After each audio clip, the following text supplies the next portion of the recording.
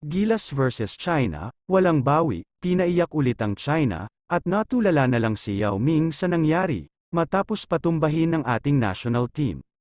Hindi birong achievements ito para sa Gilas, dahil after 33 years, ngayon na lang ulit makakatungtong ang ating national team, sa finals ng Asian Games since 1990.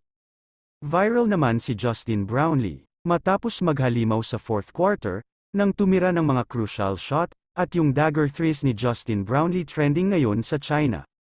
At ang commentators na natahimik, at napaiyak na lang ng talunin ng Gilas ang kanilang national team.